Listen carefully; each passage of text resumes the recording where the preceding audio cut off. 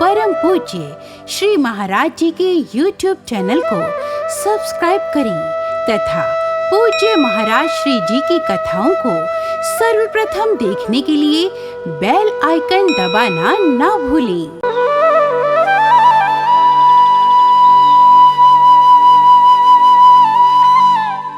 जब भगवान श्री कृष्ण जी ने कंस को मारा था मथुरा में, पापी कंस को मारने के बाद में बसदेव जी ने भगवान का यज्ञोपवीत संस्कार करवाया और भगवान को पढ़ने के लिए उज्जैन भेजा है। उज्जैन में माता क्षिप्रा के तट पर एक महात्मा जी का आश्रम जिनका नाम है सांदीपनी मुनि।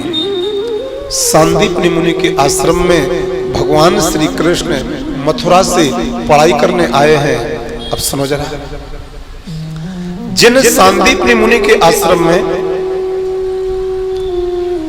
भगवान श्री कृष्ण पढ़ने आए हैं, उन्हीं महात्मा जी के आश्रम में श्री सुदामा जी महाराज जी पहले से ही पढ़ाई कर रहे थे। पहले ही से पढ़ाई कर रहे थे, या यूं कह दिया जाए आज की भाषा में कि सुदामा जी भगवान श्री कृष्ण के सीनियर छात्र हैं, तो कोई अतिशयोक्ति नहीं होगी। पहली बार भगवान कृष्ण जी के लिए सुदामा जी उज्जैन में मिले, पहली बार सुदामा जी के लिए भगवान श्री कृष्ण उज्जैन में मिले, और बस यहीं से भगवान कृष्ण और सुदामा जी की दोस्ती हो गई। भगवान कृष्ण जाति से यादव है, सुदामा जी जाति से ब्राह्मण है, लेकिन जाति पाति का भेद मिटा करके भगवान कृष्ण जी ने दोस्ती सुदामा जी से की है, और सुदामा जी ने दोस्ती द्वारकाधीश भगवान कृष्ण से की है।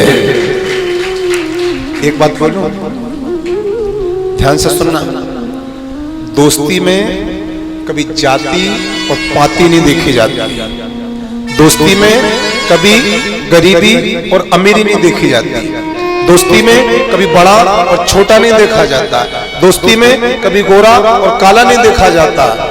जिससे जिसका मन मिल जाए, जिससे जिसकी आत्मीयता हो जाए, जिसको देख करके जिसके लिए अपनापन सा लगने लगे, बस उससे ही उसकी दोस्ती हो जाती है। भगवान श्री कृष्ण और सुदामा जी, इन दोनों की विचारधारा एक थी। भगवान कृष्ण और सुदामा जी दोनों के सिद्धांत एक थे। भगवान कृष्ण और सुदामा दोनों का नेचर, दोनों का स्वभाव बिल्कुल एक था। मेरे प्यारे, दोनों की दोस्ती हो गई। मैं एक बात हमेशा कहता हूं, मित्रता कोई सहज खेल नहीं। दोस्ती कोई साधारण चीज नहीं है। मित्रता कोई सहज खेल नहीं, दो दिलों का मेल है।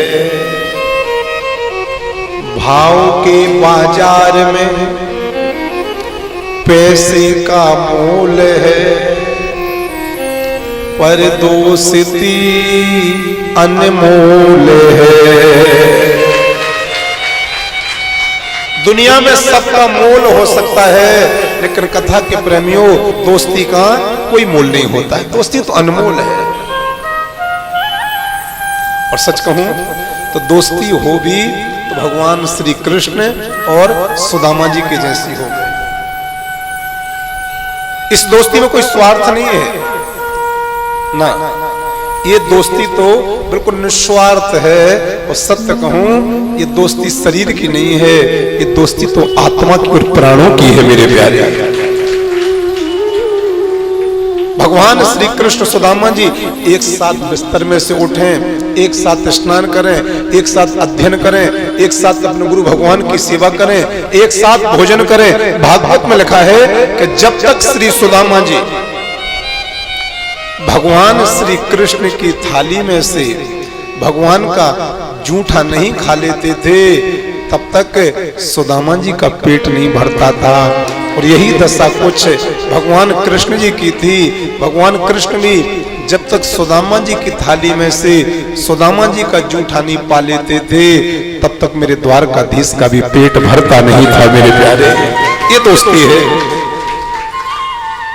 लेकिन ये दोस्ती में रंग कब भरा, इस दोस्ती में रंग कब चढ़ा? एक दिन की बात, सांदीपनि मुनि जी ने अपने सभी चेलों से कहा, भैया उज्जैन के जंगल से लकड़ियां लेकर के आओ, हमें कल हवन करना है। तो सांदीपनि मुनि जी के जितने शिष्य थे वो जंगल में चले गए लकड़ियां इकट्ठी करने। भगवान श्री कृष्ण भी शिष्य धर्म का पालन कर रहे हैं और आज भगवान भी लकड़ियां इकट्ठी करने गए, लकड़ियां बीनने गए। लेकिन भगवान ने एक संकल्प लिया था कि जब तक मैं गुरुजी के आश्रम में रहूंगा, जब तक मैं गुरुजी के आश्रम में पढ़ाई करूंगा, तब तक मैं अपने पैरों में जूते चप्पल नहीं पहनूंगा। असुके ताली मत बजाओ, ताली मत बजाओ। मैं जूते चप्पल नहीं पहनूंगा। और आज भगवान नंगे पैर गुरु आज्ञा का पालन करने के लिए, लकड़ियां बीनने के लिए उज्जैन के जंगल में गए हैं। वैसे तो भगवान कोमल, भगवान के चरण और ज्यादा कोमल। समझने जंगल का रास्ता था, भगवान के पैरों में बहुत सारे कांटे लग गए।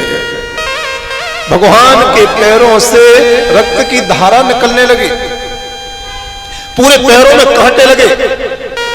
भगवान जोर जोर से रोने लगे, कोई तो मेरे कांटे निकालो,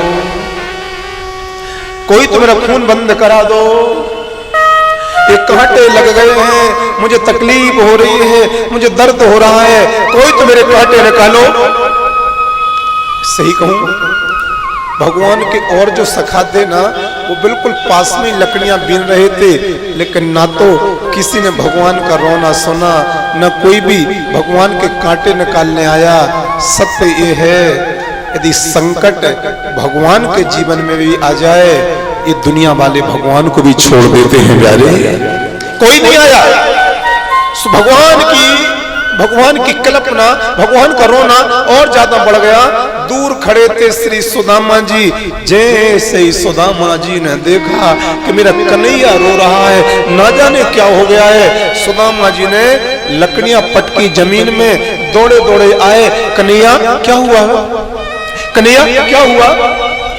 भगवान जी रोते रोते बोले, सुदामा जी मेरे पैरों में कांटे लग गए हैं, ये कांटे खूब सारा दर्द दे रहे हैं, खून निकल रहा है। सुदामा जी जमीन में बैठे, देखो सच्चा दोस्त। सुदामा जी जमीन में बैठे और सुदामा जी ने भगवान श्री कृष्ण जी के लिए अपनी गोदी में बैठा ला। और धन्य है मित्र सुदामा जी, भगवान के पैर में लगे कांटे को सुदामा जी अपने हाथों से निकालने लगे। लेकिन एक कांटा भगवान के पैर में इतने अंदर चला गया था कि वो कांटा सुदामा जी अपने हाथों से निकाल नहीं पा रहे थे। तो मालूम है सुदामा जी ने क्या किया? भगवान के पैर का पंजा अपने दोनों हाथों से पकड़ा और पंजे को अपने मुंह के पास में लेकर के आए हैं। पहले तो सुदामा जी ने भगवान के पंजे के तलबे को अपने जीभ से चाटा है, अर्थात जगह बनाई है। और फिर सुदामा जी भूल गए कि मैं जाति से ब्राह्मण हूँ, सुदामा जी भूल गए कि मेरा कृष्ण जाति से यादव है। आज सुदामा जी ने अपने दांतों से और अपने होठों से खींच करके भगवान के पैर में लगे कांटे को बाहर निकाला है।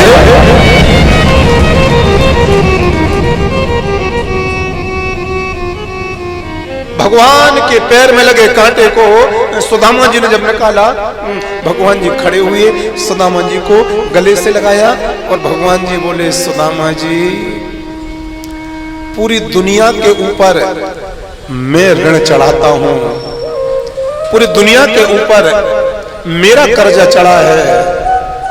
लेकिन सुदामा जी आज तुम्हारा ऋण मेरे ऊपर चढ़ गया है, आज तुम्हारा कर्जा मेरे ऊपर चढ़ गया है। भैया आज मेरे पैर में कांटा लगा तो तुमने मेरे तलवे चाट के अपने दांतों से और अपने होंठों से मेरे कांटे को निकाला। सुदामा जी यदि कभी आपके पैर में कांटा लगे, चाहे वो जंगल का कांटा हो गए, चाहे वो गरीबी का कांटा हो गए, तुम कहीं और मत जाना, तुम सीधे मेरे पास आना, ताकि मैं तुम्हारे पैर में लगे कांटे को या तुम्हारी जिंदगी में लगे कांटे को निकाल करके कम से कम तुम्हारा ऋण तो उतार सकूंगा मेरे प्यारे। बस यहीं से, इसी प्रसंग से, इसी संवाद से भगवान कृष्ण और श्री सुदामा जी की दोस्ती में रंग भर गया।